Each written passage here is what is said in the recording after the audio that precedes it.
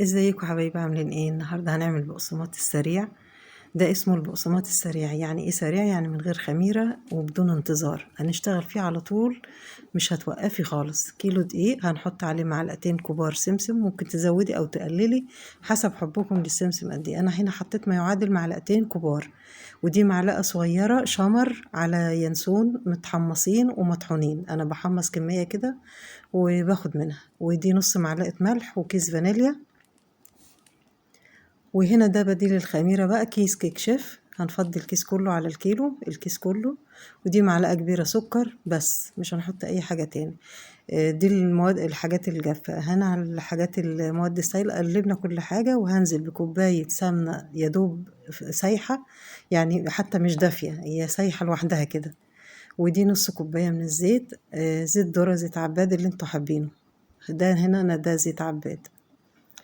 يبقى كده كوباية سمنة ونص كوباية زيت، وهنحط كوبايتين الا ربع من المية. دي كوباية وهجيب كوباية الا ربع وخلاص. يبقى كده سريع ولا مش سريع؟ بس كده خلاص. هقلبهم بالمعلقة وهبتدي هعجنهم بإيدي، هيتلموا معايا في ثواني، هتلاقيهم اتلمت العجينة، وتكون عجينة خطيرة. هتقدري تشكلي فيها زي ما انت حابة، يعني تقدري تشكلي فيها بقسماط او تقطعيها شبه المنين اللي هو السادة، يعني هتقدري تشكلي فيها زي ما انت حابة. سهل وسريع وبيكون دايب كده، وفي قرمشة جميلة جدا هتشوفوه دلوقتي. بص العجينة، انا مفصلتش الكاميرا ومش هفصل. زي ما انتوا شايفين العجينة سلسة جدا، ولا تبسي بقى، ولا نقول نبس السمنة الاول ولا الزيت الاول وبعدين نحط لا، كله على بعضه وتعجني على طول، تلم على طول. زي ما انت شايفة العجينة بتتلم معاكي سهلة جدا، طريقة حلوة جدا، ولو جربتوها مش هتبطلوها، بجد حلوة خالص. مش هننتظر ولا تغطي ولا نقول ننتظر تخمير ولا اي حاجة. اهي بص العجينة سلسة ازاي، جميلة جدا جدا. يعني كده تحسيها عاملة زي قطعة الملبن كده في ايديكي. بصوا، وتشكيلها سهل جدا. حتى بصوا مش هتنتظري حتى لما العجينة تريح معاكي، في نفس اللحظة على طول جبت الصينية، ما دهنتهاش ولا اي حاجة، وبتصبعي كده، يعني تقطعي قطعة العجينة، تخلي قطعة العجينة في حجم مثلا في حجم الليمونة، وهتبرميها كده على طول. هي بتبرم نفسها بنفسها، سهلة جدا في التشكيل. اهي على فكرة كل ما رفعتي بيكون طعمه احلى وبيكون لذيذ جدا. عايزة اقول لكم ما بياخدش وقت في الفرن، يعني انا هخلص وهدخل الفرن على طول في نفس اللحظة. يعني بص لمينا العجينة على طول، بتشكلي على طول، هتدخلي الفرن على طول، مفيش انتظار في اي لحظة فيهم. هسويه في الفرن، فرن البوتاجاز العادي على الشبكة. الحرارة بتكون متوسطة فوق وتحت، انا ولعت فوق وتحت في وقت واحد، وبسوي على الشبكة. لو ما اخدش لون ولعيله الشواية، حاجة بسيطة جدا. كل ما طلعتيه لونه هادي ورايق بيكون افضل. على فكرة هو بيطلع مقرمش حتى وانت مطلعاه هادي، لونه درجة اللون هادية، بيكون فيه قرمشة وماسك نفسه وحلو جدا. وعايزة اقول لكم ينفع تقللي كمان المادة الدهنية اكتر من كده. يعني انا هنا حاطة كوباية ونص، تقدري تخلي للكيلو كوباية وربع بس، وبرضه هيطلع معاكي حلو جدا. وكل الخطوات زي ما هي، هتزودي بس معلقتين مية تاني، مش اكتر من كده. كده خلصنا اول صينية اهي، خلصوا معايا زي الهوا، صدقوني ما بياخدش وقت خالص. اه،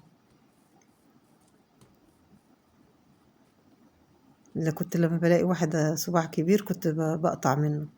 هنا دي بقى لا، ده اللي انا عايزة اعملها شبه المنين اللي هو السادة.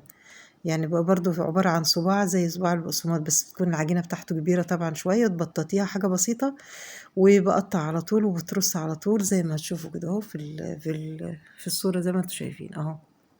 سهل جدا برضو، يعني دي ينفع ودي ينفع، بس انا اصلا عاملة العجينة عشان اعمل بيها بقسماط، بس حبيت اوريكم ان نفس العجينة ينفع تعملوا بيها المنين السادة، وينفع تتحشي بيها، تتحشي عجوة لو انتوا عايزين. اعمل واحدة تاني ان التشكيل اللي هو المنين السادة ده اهو عملت صينية واحدة، انما باقي كل الكمية عملتها اللي هو البقسماط اهو زي ما انتوا شايفين بشكلها ازاي. قطعة عجينة كبيرة وبتعمليها رول كده وتبرميها وتتبطط حاجة بسيطة وبتقطعي. بس يعني ايه رفعوها برضو لان هو بيزيد في الفرن على فكرة. هو هيزيد هينفش شوية لانه الكيك شيف او البيكنج باودر بينفخ.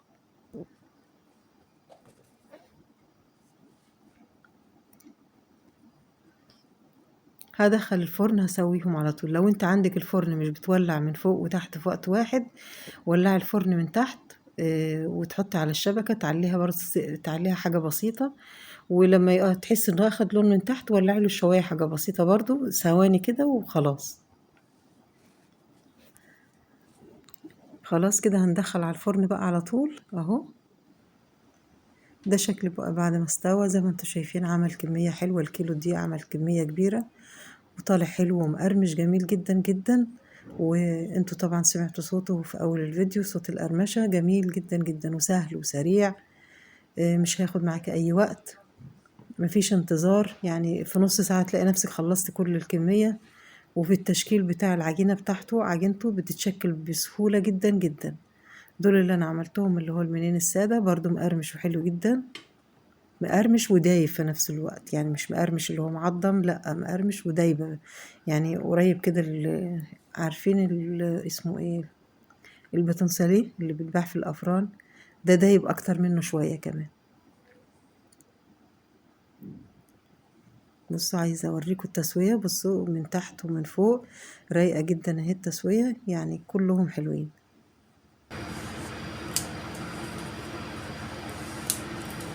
سمعت صوت القرمشة ومفرغ من جوه اهو، وفي الشاي بيدوب على طول.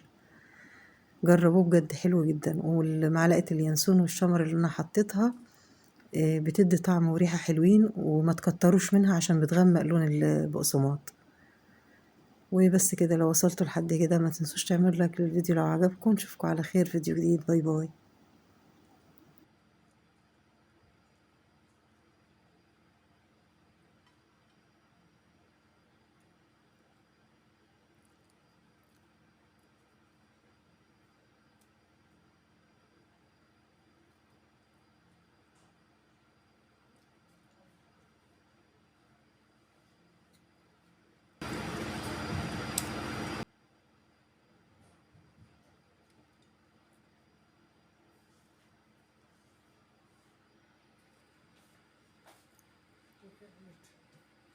الصورة كده حلوة بس في واحدة مش